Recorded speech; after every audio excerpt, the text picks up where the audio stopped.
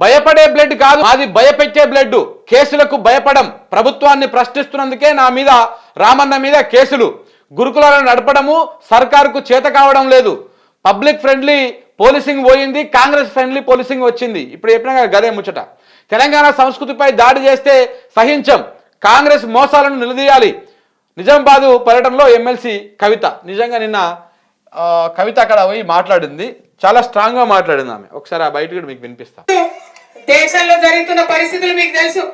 కేసీఆర్ గారిని ఎదుర్కొనే దమ్ము లేక, ధైర్యం లేక కేసీఆర్ గారి బిడ్డలైనటువంటి నా మీద, రామన్న మీద కేసులు పెట్టే ప్రయత్నం చేస్తూ ఉన్నారు. మాది భయపడే బ్లడ్ కాదు, భయపెట్టే బ్లడ్. అసలు ఎట్టి పరిస్థితుల్లో భయపడేదే లేదు. మేము తప్పు చేయలేదు కాబట్టి నా మీదైనా, రామన్న మీదైనా, కావాలంటే ఇంకెవరి మీద కేసు పెట్టుకున్నా బీఆర్ఎస్ నాయకులు నిప్పు కనికల్లాగా బయటకు వస్తామని చెప్పి ఈ సందర్భంగా తెలియజేస్తా ఉన్నా.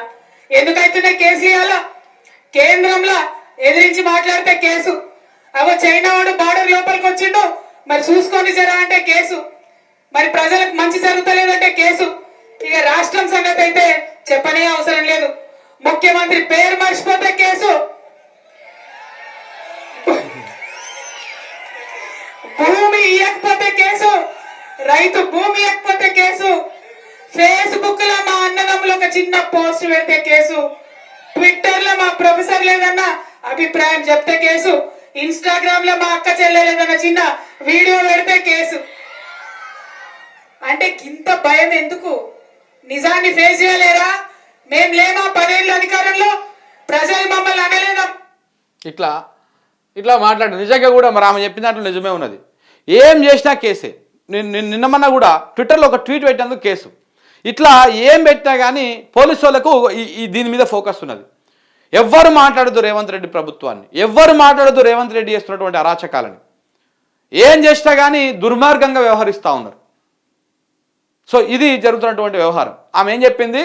సో మమ్మల్ని భయపెట్టాలని చూస్తూ ఉన్నారు, పైన నేను మోడీని ప్రశ్నించినందుకు తీసుకుపోయి నన్ను జైల్లో పెట్టిర్రు, ఇక్కడ ప్రభుత్వాన్ని, రాష్ట్ర ప్రభుత్వాన్ని ప్రశ్నిస్తున్నందుకు ఇక్కడ మోడీ, రేవంత్ రెడ్డి ఏకమయ్యి కేటీఆర్ మీద కేసులు పెట్టాలని చూస్తూ ఉన్నారు. సో కాబట్టి మీరు ఎన్ని కేసులు పెట్టినా, ఎంత భయానికి గురియేదామని చూసినా, ఏ విధంగా ఇబ్బందులకు గురియేదామని చూసినా తగ్గేది లేదు, తల వంచేది లేదని చెప్పేసి నిన్న ఇందూరు సభలో, అంటే నిజామాబాద్ సభలో కవిత చెప్పడం జరిగింది. దానికి సంబంధించినటువంటి వార్త ఇది.